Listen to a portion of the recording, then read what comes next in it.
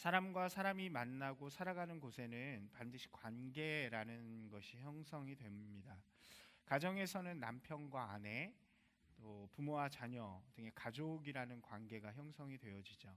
세상 속에서도 친구, 동료 등의 관계를 가지게 됩니다. 교회 안에서도 교우라는 관계가 생겨나기도 하죠. 하지만 사람 사이의 관계가 항상 좋은 것만은 아닌 것 같습니다. 때로는 이익을 추구하는 관계가 생기기도 하고 자신의 욕심만을 챙기다가 좀 좋지 않은 관계들이 되어지는 경우도 있습니다. 그러한 관계들은 오래 가거나 깊어지기가 어렵죠. 건강한 관계가 되기 위해서는 사람과 사람 사이에 사랑함과 존중함이 있어야 한다고 합니다. 사랑과 존중은 사람 사이의 관계를 깊이 있고 끈끈하게 만드는 요소이기 때문입니다. 사랑이라는 단어는 그 사람이 있는 그대로 받아들이는 마음이라고 할 수 있겠죠. 사람에 대하여 가질 수 있는 친밀함과 소중함이라고 할 수 있습니다. 아무런 조건 없이 상대방을 좋아하고 소중히 여기는 마음이 바로 사랑이라는 말입니다. 좀 그와 대비되는 단어로 우리가 쓸 수 있는 말이 사용이라는 말을 좀 쓸 수 있을 것 같아요. 사람들 사이의 관계는 사랑하는 관계가 있고 사용하는 관계가 있다는 거죠. 세상에서의 대부분의 관계는 좀 사용하는 관계로 만날 때가 많습니다. 내가 필요한 무엇인가를 위해서 그 사람을 만나기도 하고 또 그 사람과 관계를 가지기도 하는 것입니다. 나의 이익을 위해서 맺는 관계를 우리는 인간관계 혹은 이익관계라고 표현합니다. 그것이 바로 사람을 사용하는 관계라는 거죠. 무엇인가를 얻기 위해서 무엇인가가 필요해서 나에게 유익하기 때문에 만나는 관계입니다. 그것은 사랑과는 좀 다르다는 거죠. 그 사람이 좋고 그 사람에게 친밀감이 느껴지고 그 사람이 소중한 것, 그것은 사랑입니다. 그 사람이 나에게 유익이 돼서가 아니라 그 사람 자체를 소중히 여기고 섬기고 세우는 마음, 이것이 바로 사랑이라는 거죠. 이러한 사랑이 있을 때 그 관계는 진정한 관계, 깊은 관계로 발전할 수 있는 것입니다. 여기에 더 중요한 것은 사랑과 함께 존중함이 있어야 된다고 그러죠. 존중함은 상대방의 가진 것을 인정하고 그것을 세워주는 것을 의미합니다. 즉 상대방의 입장에서 생각하고 그 사람을 인정해 주는 것을 의미한다고 말할 수 있습니다. 사랑은 있는데 존중이 없으면 그것은 일방적이고 자기중심적이 되는 거죠. 예를 들면 우리가 좀 강아지나 이런 애완동물을 사랑하는 것, 그런 관계를 가질 때가 있죠. 너무나도 좋아하고 사랑하지만 이렇게 개를 존중하는 마음이 우리 마음 가운데 그렇게 있지는 않잖아요. 물론 요즘은 개라고 자꾸 그러니까 좀 이상하지만 애완견 이런 것도 가족처럼 여기기도 하죠. 그런데 보통은 그 개를 너무 사랑한다고 개한테 너 오늘 이 반찬을 먹을래 저 반찬을 먹을래 이렇게 묻지는 않잖아요. 그냥 내가 원하는 방식으로 사랑을 해주고 좋아해주고 하는 거죠. 그저 내 위주로 내가 행복한 방식으로 사랑하는 것, 사람으로 치면은 뭐 스토커 같은 걸 수도 있겠고요. 스토커에게 사랑은 있지만 존중함 이런 거는 없잖아요. 자기 방식으로 누군가를 사랑하는 것, 그것이 관계를 해칠 수 있는 한 가지 위험성이라는 것입니다. 우리가 가족 관계를 한번 생각해 보면 부모 세대가 자녀를 사랑할 때 이 존중함이 부족할 때가 있는 것을 좀 볼 수 있습니다. 자녀들을 너무나 사랑하죠. 그래서 자녀들이 잘 되기를 원합니다. 그런데 좀 요즘도 그렇지만 특별히 예전의 부모님들은 자녀들이 잘 되기를 원하는데 그것이 자신의 방법일 때가 좀 많은 것 같습니다. 그래서 자녀들의 생각을 듣기보다는 자기 위주로 그 사랑을 표현하는 경우가 많았죠. 그러면 이 자녀들이 존중함을 받지 못한다는 생각을 할 수 있다는 것입니다. 그런 생각을 하면서 자라날 수 있는 거죠. 우리가 사람을 만날 때 내가 사랑과 존중이 있는가를 살펴보는 것은 굉장히 중요합니다. 또 사람과 관계를 할 때 내가 사랑을 받고 있고 존중을 받고 있는가 하는 것도 되게 중요한 것입니다. 가정에서의 관계 생각해 보면 부부 간의 관계, 자녀와의 관계 속에서 사랑과 존중이 있는가를 좀 살펴볼 필요가 있는 거죠. 결혼 생활의 대부분의 이 문제가 시작되어지는 것은 바로 이 존중함이 없을 때 무시당한다는 마음을 생각을 하게 될 때인 것 같습니다. 건강한 관계가 되기 위해서는 이 사랑함과 존중함이 반드시 있어야 하는 것입니다. 한 번쯤 물어보시겠어요? 이 서로의 관계 속에서 이렇게 물어보는 것도 굉장히 중요할 것 같아요. 당신은 나에게 존중을 받고 있다고 생각합니까? 한번 연습해 보시겠어요? 당신은 나에게 존중을 받고 있다고 생각하십니까? 저는 이 질문이 굉장히 중요하다고 생각해요. 한 번쯤은 내가 좀 영향력을 미칠 수 있는 사람들에게 이 질문을 좀 던져보셨으면 좋겠어요. 때로는 내 마음대로 나는 사랑한다고 느끼고 나는 잘해준다고 느끼는데 상대방은 그것을 존중받지 못한다고 여길 때가 있거든요. 특별히 부부관계 가운데 이런 질문을 한 번쯤은 꼭 해보셨으면 좋겠어요. 내가 당신을 존중하고 있다고 생각하세요? 아니라고 하면 좀 충격이 되겠죠. 그럼 좀 자기를 돌아보면서 그 관계를 다시 세울 수 있는 시간이 될 줄로 믿습니다. 인간관계의 모든 모습은 하나님과 우리와의 관계의 거울이라고 합니다. 우리와 하나님과의 관계도 마찬가지죠. 우리와 하나님과의 관계는 사랑의 관계입니다. 하나님께서는 우리를 사랑하시기 위해서 창조하셨습니다. 그렇기 때문에 우리를 위해 아들을 주시기까지 우리를 사랑하셨고 지금도 우리를 사랑하고 계십니다. 아멘이신가요? 하나님 우리를 사랑하십니다. 이게 굉장히 중요한 말이죠. 하나님께서는 우리를 사랑하시기 위해 창조하셨고 동일하게 우리에게 사랑받기를 원하십니다. 우리가 그 하나님과의 관계성 안에 있기 원한다면, 하나님의 자녀됨의 삶을 살아가기 원한다면 우리의 마음 가운데 하나님을 사랑하고 존중하는 마음이 있어야 한다는 거죠. 하나님과 친밀하기를 원하고 하나님이 소중해야 하고 하나님을 좋아해야 하는 것입니다. 그리고 반드시 하나님을 존중하는 마음이 우리 가운데 있어야 하는 거죠. 하나님을 존중한다는 것은 무엇입니까? 하나님의 말씀, 하나님의 뜻, 하나님이 원하시는 것이 무엇인지를 알고 순종하고 따르는 사람으로 살아가기 위해 노력하는 것입니다. 제 마음 가운데서도 한번 물어봐야겠죠. 하나님께 묻는다고 하나님께서 이런 질문에 대답하시진 않으니까 하나님, 저는 과연 하나님을 존중하고 있는 사람입니까? 하나님을 정말로 사랑하고 있는 사람입니까? 혹시 하나님을 사용하고 있지는 않은가요? 내 이익을 위해서 하나님을 믿어드리고 있지는 않은가요? 하나님의 뜻에 순종하면서 하나님을 존중하는 삶을 살아가고 있나요? 아니면 그것을 모른 채로 살아가고 있나요? 이런 질문들이 우리 가운데 한 번쯤은 주님 앞에 내어놓고 나가야 하는 질문이라는 것입니다. 하나님이 눈앞에 보이시지 않는다고 생각해서 우리는 쉽게 하나님을 존중하는 것을 포기할 때가 있습니다. 그러나 하나님께서는 우리에게 분명하게 말씀하셨죠. 나를 존중히 여기는 자를 내가 존중히 여기겠고 나를 멸시하는 자를 내가 경멸하리라. 하나님과 사랑하는 관계 속에서 하나님의 약속을 따르는 삶을 사는 것이 바로 하나님의 나라에서 사는 하나님의 백성, 하나님의 자녀의 삶을 사는 것입니다. 이것이 하나님과 그의 백성인 우리가 가지는 아름다운 관계라는 거죠. 그것이 진짜 그리스도인의 삶이 되고 또 그렇게 살아갈 때 우리의 삶에 하나님께서 주시는 아름다운 복들, 아름다운 하나님의 하늘의 형통한 것들을 우리가 누리면서 살아갈 수 있게 되는 것입니다.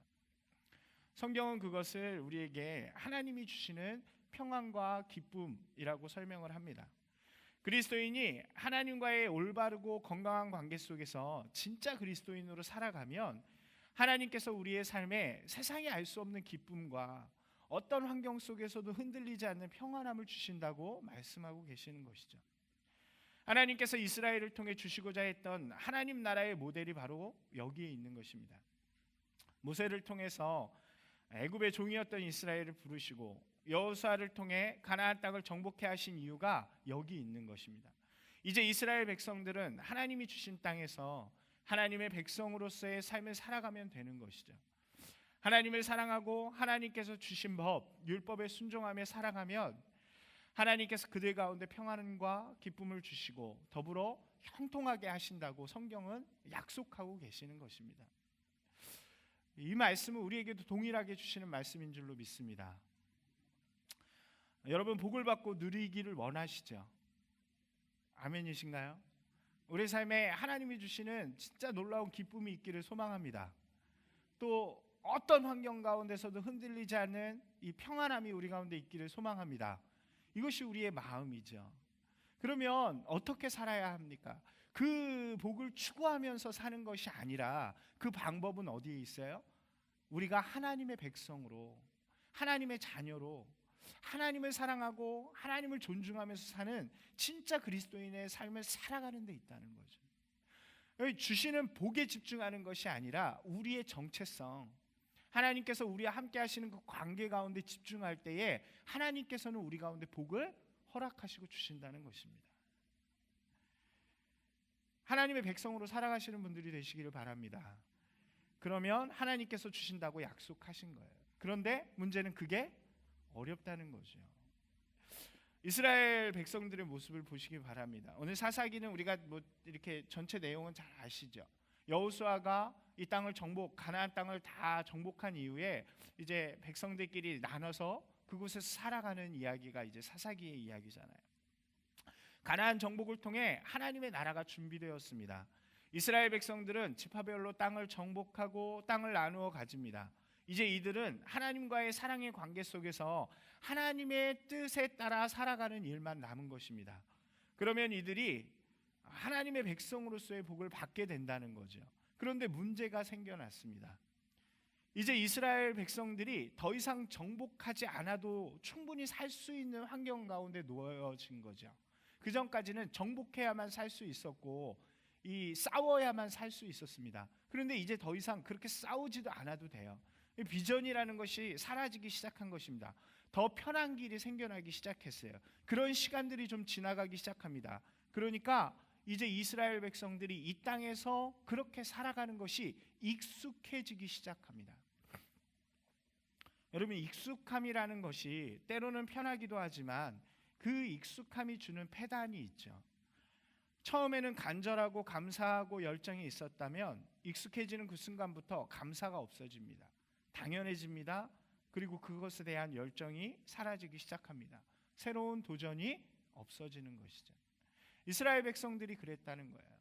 이제 가나안 땅에서 살아가는 거예요. 그 전까지는 이 종살이였고 이 광야에서 헤매는 백성이었고 전쟁을 해야 했는데 이제 편안한 땅에서 편안하게 살아가면 되는 것입니다. 그것이 익숙해진 거예요. 하나님이 우리에게 도와주시는 그것들이 익숙해졌습니다. 하나님의 은혜가 익숙해졌습니다. 하나님께 드리는 제사가 익숙해지기 시작합니다. 그러니까 그들이 그것이 당연해지기 시작한 거죠. 여러분, 우리의 신앙에 익숙함이 찾아오면 어떤가요? 처음에 간절하고 치열했던 신앙의 모습이 사라지기 시작하면 어떤 일들이 일어나시나요? 예배의 자리가 너무 당연해지면 우리 가운데 어떤 일들이 일어나나요? 그럴 수 있죠. 우리 가운데 예배가 너무 당연해질 때가 있습니다. 예배의 자리가 익숙해질 때가 있습니다. 우리의 삶 속에서 하나님이 도우시는 것이 익숙해져 버린 때가 있습니다. 교회에 와서 그저 일어서서 찬양하다가 앉아서 말씀 듣고 가는 것이 굉장히 익숙해진 때가 있습니다. 내가 그리스도인이라는 사실, 예수 그리스도께서 나를 위하여 십자가에 달려 돌아가셨다는 것이 너무나도 익숙해져서 더 이상 나에게 감동이 되지 않는 때가 있습니다. 그러면 우리의 삶에 신앙이 타협되기 시작한다는 거죠. 내 삶에 적당한 죄들과 타협하기 시작합니다. 죄를 지어도 큰 어려움이 없는 것이죠. 조금씩 삶의 이유를 들어 죄와 타협하고 그 죄의 모습들 가운데 서 있는 것을 볼 수 있는 것입니다. 사사기는 이러한 이야기를 우리에게 보여주고 있습니다. 성경은 이러한 모습들을 가진 사람들을 오늘 10절 말씀에 그 후에 일어난 다른 세대라고 표현하고 있습니다. 그리고 여호와를 알지도 못하고 여호와께서 행한 일을 알지 못한다고 우리에게 이야기해주고 있는 것입니다. 여러분, 이들은요 하나님과의 사랑의 관계를 잊은 세대가 되었습니다. 더 이상 하나님을 사랑하지도 존중하지도 않는 세대가 되었습니다. 이들에게 중요한 것은 하나님과의 관계성이 아니라 지금 이 세상 가운데 자신들이 살아가는 복이요 자신들의 삶인 것입니다. 자신들이 살아가는 땅이요 자신들이 누리는 삶입니다. 내가 이곳에서 어떻게 하면 행복할 것인가? 나를 행복하게 해줄 수 있는 것이 무엇인가? 그것이 제일 중요한 세대가 되었다는 것입니다. 복이라는 단어가 변질되기 시작합니다.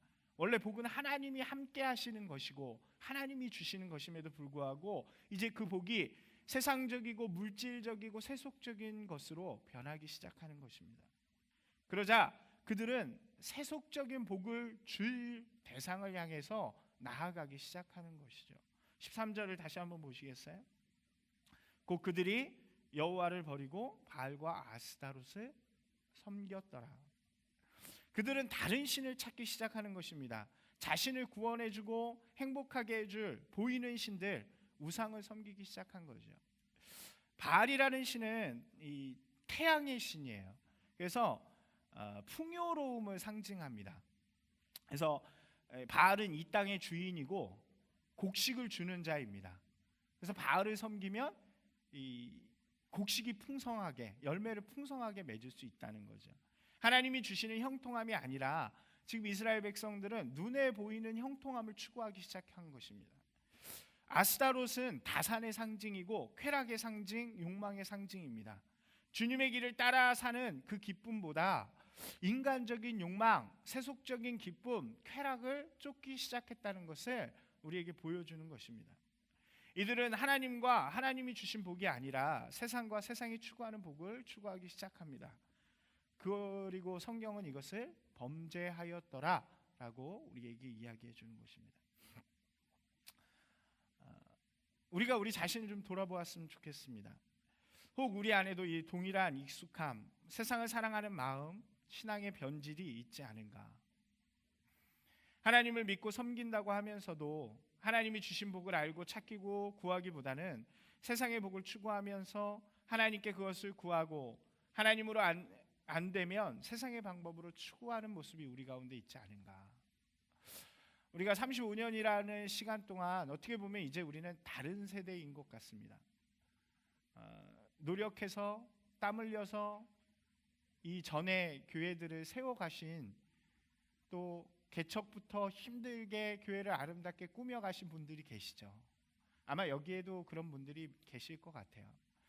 근데 이제 지금은 우리가 굉장히 편하잖아요. 우리에게 주신 이 공간이 아주 익숙하기도 하고, 우리가 어렵게 개척교회처럼 막 고생하면서 이런 거 하나 살 때도 힘들어하지 않아도 편하게 이미 다 세팅되어진 세대 가운데 사는 것 같습니다. 그렇기 때문에 다른 세대라고 할 수 있겠죠. 그것 때문에 우리 가운데 주는 익숙함이 있지 않은가. 그냥 받기만을 원하고 누리기만을 원하는 것이 우리 마음 가운데 있지 않은가. 이 35주년에 좀 하나님 앞에 나아가서 그것들을 다시 한번 생각해보는 시간이 되었으면 좋겠습니다. 사사기에는 이러한 백성들의 모습에 대하여 반응하시는 하나님의 모습을 우리에게 보여줍니다. 가장 먼저 하나님께서는 공의를 행하십니다. 공의는 죄에 대하여 심판하시는 것을 의미합니다. 하나님을 떠나고 하나님의 나라를 잃어버린 자들에게 하나님은 엔샬롬의 시대를 보내십니다. 우리가 14절 15절을 읽었죠. 다시 한번 같이 읽어볼까요? 큰 소리로 읽겠습니다. 여호와께서 이스라엘에게 진노하사 노력하는 자의 손에 넘겨주사 그들이 노력을 당하게 하시며 또 주위에 있는 모든 대적의 손에 팔아 넘기심에 그들이 다시는 대적을 당하지 못하였으며 그들이 어디로 가든지 여호와의 손이 그들에게 재앙을 내리시니 곧 여호와께서 말씀하신 것과 같고 여호와께서 그들에게 맹세하신 것과 같아서 그들의 괴로움이 심하였더라. 엔샬롬은 더 이상 하나님의 도우심이 없어진 시대를 의미합니다. 하나님의 보호 아래 있을 때에 이스라엘 백성들은 왕과 군대가 없었어요. 다른 나라들은 다 왕과 군대가 있는데 이스라엘 백성들만 특별하게 왕도 없고 군대도 없었습니다. 그럼에도 불구하고 이스라엘 백성은 강하고 견고한 나라였습니다. 왜 그럴까요? 바로 하나님이 왕과 군대가 되어주시기 때문입니다. 하나님께서 그들을 지키셨습니다. 그래서 그들은 평안이 있었고 기쁨을 가진 백성입니다. 이것을 샬롬의 시대라고 부릅니다. 그런데 그 시대를 살아가는 백성들이 하나님을 버리고 범죄하니까 하나님께서는 그들을 더 이상 지키고 보호하시지 않습니다. 그러니까 주변의 나라들이 이스라엘을 침범하고 노략질을 하기 시작하는 것입니다. 이스라엘 백성들은 이제 하나님이 주시는 기쁨과 평안을 모두 잃어버리게 됩니다. 고난과 고통의 엔샬롬의 시대가 시작된 것입니다. 여기서 분명히 알아야 하는 것은 이 엔샬롬의 시대, 고난과 고통 그 시대도 공의를 베푸시는 것도 하나님께서 이스라엘 백성을 사랑하기 위함이기 때문이라는 것을 우리가 알아야 하는 것입니다. 하나님께서 왜 엔샬롬을 주셨나요?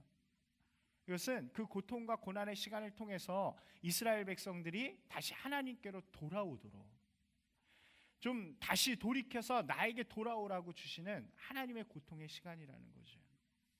회개하고 돌이켜서 다시 하나님께로 나오기를 원하시는 것입니다. 이것이 하나님의 마음이라는 거예요.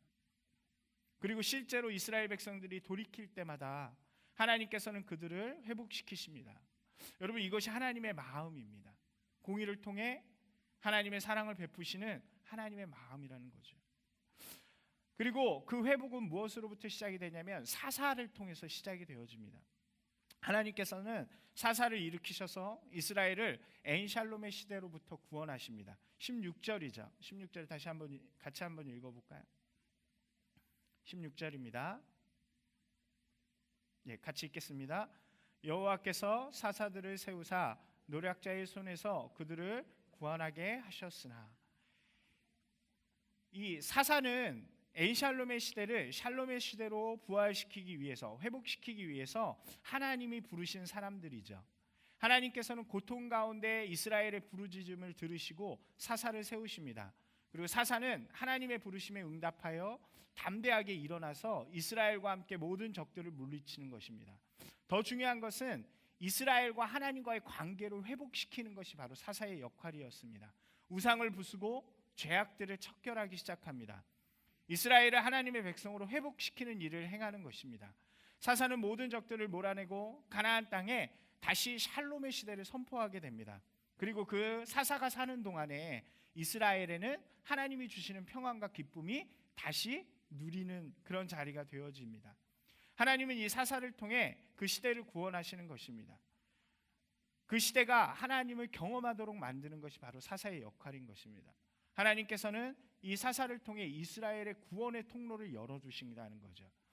이 흐름을 잘 보셔야 돼요. 엔샬롬의 시대에 하나님께서는 공의를 베푸셨고 그 다음에 사사라는 한 인물을 통해서 구원의 통로를 만드십니다. 그리고 마지막으로 또 하나 재미있는 것은 문제를 남겨두셨다는 거예요. 여호수아가 가나안 땅을 정복할 때에 완전히 내쫓지 못한 백성들이 있었습니다. 성경은 하나님께서 그들을 가나안 땅에 남겨두셨다고 이야기하죠. 21절 같이 한번 보시겠어요? 사사기 2장 21절입니다. 같이 읽겠습니다. 나도 여호수아가 죽을 때에 남겨둔 이방 민족들을 다시는 그들 앞에서 하나도 쫓아내지 아니하리니, 쫓아내지 아니한 백성들을 남겨두셨습니다. 그 목적이 있었어요. 22절입니다. 같이 읽겠습니다. 이는 이스라엘이 지킨 것 같이 나 여호와의 도를 지켜 행하나 아니하나 그들을. 아멘. 이 3장에서도 계속해서 이 문제를 언급하십니다. 그들을 통해 과연 이 남겨둔 백성들을 통해, 남겨둔 민족을 통해 과연 이스라엘 나의 백성이 하나님의 뜻에 순종하는지 아니면 그들과 똑같이 살아가는지 그것을 보시겠다는 것입니다. 이스라엘 백성들이 하나님을 섬기는지 아니면 그들을 따라 살아가는지를 하나의 시험지라고 할 수 있겠죠. 하나님께서 왜 이런 일들을 하셨을까 생각해 보았습니다.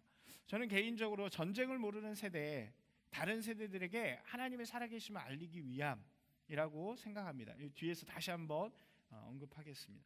하나님께서는 이 사사 시대를 시작하면서 세 가지를 보여주십니다. 이것을 잘 정리하셔야 돼요. 이 관점에서 사사기를 보면 사사기를 보는 눈들이 좀 달라지십니다.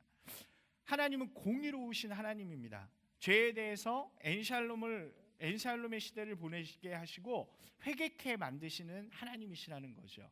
그리고 부르짖음 가운데 구원하시는 방법으로 한 사사를 세우시고 그 시대를 구원하시게 됩니다. 그리고 계속적인 자극, 시험지를 남겨둠을 통해서 하나님 앞에 서 있기를 원하신다는 거죠. 우리의 시대가 어떻게 보면 사사의 시대랑 비슷하다고 말씀드렸죠. 좀 말씀을 전체적으로 보는 거기 때문에 여러분들이 잘 기억하셨으면 좋겠어요. 우리도 어쩌면 하나님의 역사를 모르는 다른 세대인 것입니다. 우리의 시대가 바로 이 시대라는 거죠. 하나님께서 우리 가운데 어떤 일들을 행하셨나를 우리가 살펴보면서 이것을 우리의 삶 속에서 적용하는 것이 굉장히 중요한 것입니다. 가장 중요한 것은 우리의 삶에도 샬롬과 엔샬롬의 시대가 있다는 것이죠. 우리의 신앙으로 살아갈 때 하나님이 주시는 평안과 기쁨을 누리는 시간이 있습니다. 또 그렇지 않고 우리의 삶 속에서도 고난과 아픔의 시간이 있다는 거죠.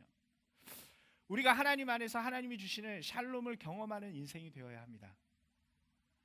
하나님께서 우리의 삶에 넘치는 기쁨을 주시는 그 기쁨을 경험하시기를 소망합니다. 하나님이 주시는 진짜 평안함을 경험해야 하는 것입니다. 또한 나에게 주어지는 엔샬롬의 시대, 고난과 아픔, 어려움이 있고 두려움이 있는 엔샬롬의 시대에는 눈을 들어 하나님을 바라보시는 분들이 되어야 한다는 것입니다. 하나님께서는 부르짖는 자들에게 응답하시고 주님을 찾고 찾는 자에게 하나님의 사랑을 베푸시는 분이십니다.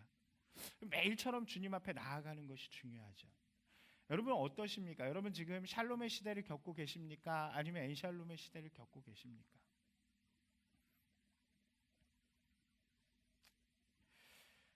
진짜 그리스도인으로 살아간다는 것은 하루하루 주님 앞에 서서 주님과 함께하는 시간을 갖는 것입니다. 그를 통해서 우리 삶 속에 샬롬의 시대가 오기 때문이죠. 오늘 사사기는 우리에게 매일처럼 하나님 앞에 서서 하나님과 사랑의 관계를 가져야 하는 것을 끊임없이 이야기합니다. 그렇지 않으면 어떤 시대가 와요? 엔샬롬의 시대가 옵니다. 우리가 하나님 앞에 끊임없이 서 있지 않으면 우리의 신앙에 변질이 온다는 거죠. 우리가 하나님 앞에 끊임없이 서지 않으면 우리가 세상적일 수밖에 없고 자기중심적일 수밖에 없다는 거죠. 기적을 아무리 경험했어도, 과거에 전쟁에서 승리하고 이 땅을 정복했어도, 우리가 아름다운 교회를 세워도 우리 자신이 하나님 앞에 서 있지 않으면, 우리의 모습이 하나님과의 아름다운 관계, 건강한 관계 가운데 서 있지 않으면 우리의 신앙은 반드시 변질된다는 것입니다. 여러분 매일 하나님 앞에 나아가시는 분들이 되시길 바랍니다. 하나님의 말씀 가운데 서고 기도 가운데 서서 그렇게 하나님 앞에 설 때에 우리의 신앙은 온전하게 하나님 앞에 서는 그런 신앙이 될 줄로 믿습니다. 두 번째로 생각하는 것은 하나님이 세우신 한 사람이 반드시 있어야 한다는 거죠. 사사가 책임진 때는 그 사사가 다스리던 시대였습니다. 과거의 어떤 영웅이 지금 우리를 지켜줄 수 없습니다. 하나님이 세우시는 한 사람을 통해 그 시대에 그 지역이 구원을 받는 것입니다. 하나님이 누구를 부르시는지는 우리는 알 수 없죠. 나를 부르실 수 있지 않을까요? 그때 그 부르심에 응답하여 일어나는 사람이 되어야 한다는 거죠. 그런 사람이 있습니다. 이 시대에 이 땅을 하나님께서 구원하셨으면 좋겠습니다. 그런데 그게 나는 아니었으면 좋겠습니다. 우리 교회가 하나님 앞에 쓰임 받도록 하나님께서 사람을 세워주시기를 소망하는데 그게 나는 아니었으면 좋겠습니다. 왜 이렇게 복불복 이런 거 얘기할 때 나만 아니면 돼 이러잖아요. 우리 신앙 가운데 그런 모습이 있지 않은가요? 목사님이 누군가 하나님의 이제 교회에서 일을 할 때 다 하면은 굉장히 좋아하죠. 우리 교회에도 이런 일을 했으면 좋겠다. 근데 그게 나는 아니었으면 좋겠다. 하나님은 여러분 나를 부르시는 것입니다. 한번 따라서 하실까요? 하나님께서는 나를 부르십니다. 하나님께서 마음을 주시면 일어나야 하는 것입니다. 하나님이 세우시는 한 사람이 되어야 합니다. 그 한 사람이 없으면 이 시대에 이 자리에 엔샬롬이 머무는 자리가 된다는 거죠.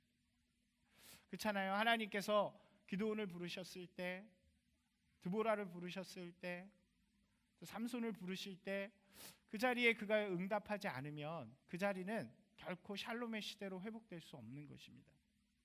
우리가 잘 아는 이사야의 고백이 있죠. 주님, 내가 여기 있사오니 나를 보내소서.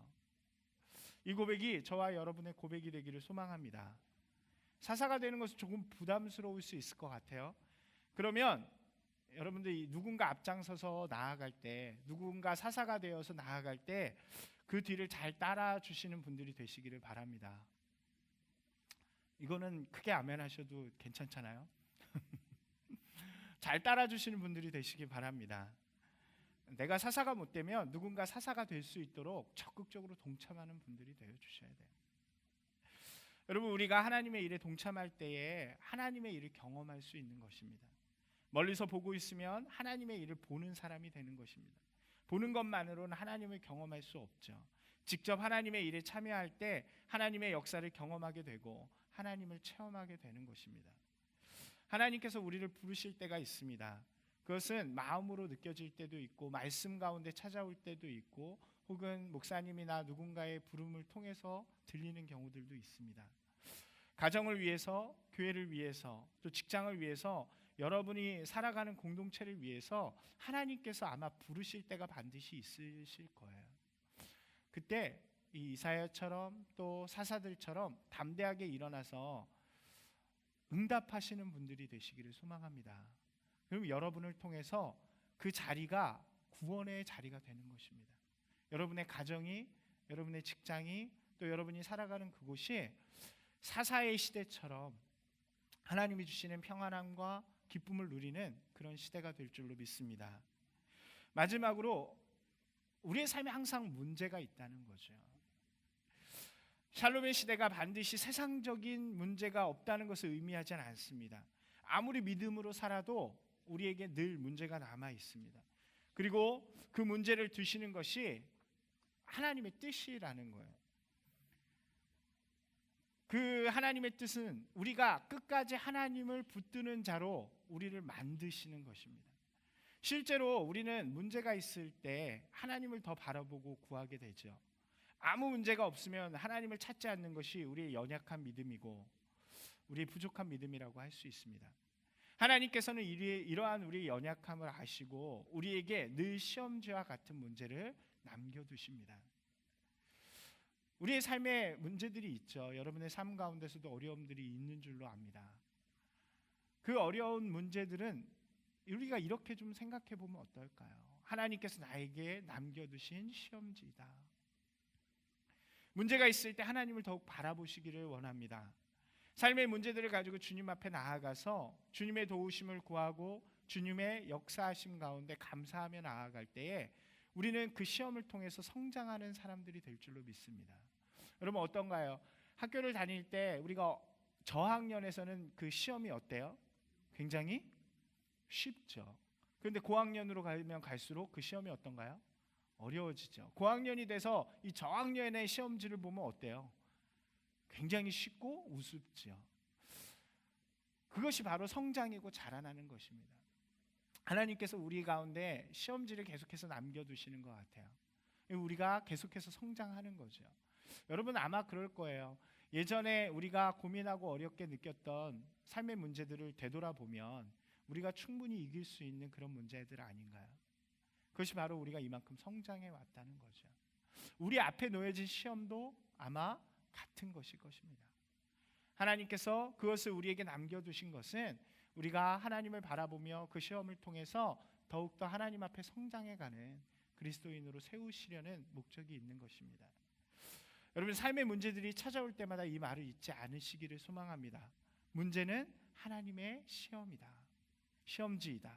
한번 같이 하실까요? 문제는 하나님의 시험지이다. 오늘도 어려운 문제, 아픔 가운데 있으신 분들이 있으시다면 오늘 그 문제를 두고 하나님을 붙드는 인생이 되길 소망합니다. 세상의 어떤 것을 바라보는 것이 아니라 하나님께서 나에게 또 어떤 친밀함, 어떤 관계를 요구하시나 보다.